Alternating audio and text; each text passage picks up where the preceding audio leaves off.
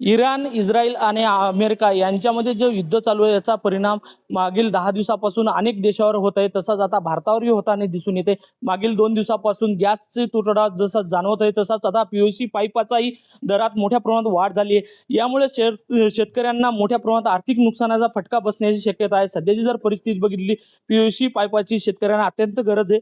अनेक शेतकरी हा पीओसी पाईप नेत असताना आपल्याला दिसून येते. मात्र त्यांचे आता दर वाढले त्यामुळे शेतकऱ्यांना मोठा फटका बसत आहे. तसेच या प्लास्टिकचे जेही वस्तू येतात त्यांच्या पूर्ण दर वाढल्यामुळे 10 ते 20% जवळपास दर वाढल्यामुळे अनेकांना याचा मोठ्या प्रमाणात फटका बसणार आहे. आपल्यासोबत काही व्यापारी येतात त्यांच्याकडून जाणून घेऊया नेमकंच याचा काय परिणाम होणार आहे याच्यावर. दादा काय नेमकीच परिस्थिती युद्धाची आणि याच्या दराची? मागच्या 10-15 दिवसात जे युद्ध चालू झालं आहे तेव्हापासून आजपर्यंत जवळपास 15 ते 20% भाव वाढलेले आहे आणि अशीच परिस्थिती जर युद्धाची राहिली तर येणाऱ्या काळात अजून दर वाढण्याची शक्यता जास्त राहील. सध्या कोणत्या कोणत्या वस्तूवर म्हणजे असे दर वाढलेले आपल्याला दिसून येतात? जे पण ऍग्रिकल्चर जे पण पीव्हीसी आयटम येत आहेत एचडीपी असू द्या, पीव्हीसी पाईप असू द्या, कॉलम पाईप असू द्या, त्या आयटमवर जवळपास चांगलेच रेट वाढलेले आहेत सध्या.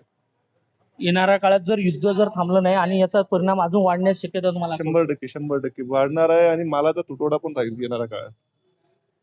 नक्कीच हे सध्या शेतकऱ्याचे शेती कामासाठी लागणारे जे पाईप आहेत तर ते सिंचनासाठी तयारी करत असतात आणि त्याची व्यवस्था पूर्ण ते असतानाही आता सध्याच्या येणारा युद्ध जर अजून नाही थांबलं तर याच्या पीयूसीच्या दरात अजून वाढ होण्याची शक्यता आणि याचा तुटवडाही जाणवणार आहे. कॅमेरामन सचिन राणेचा विठ्ठल देशमुख TV9 मराठी वाशिम.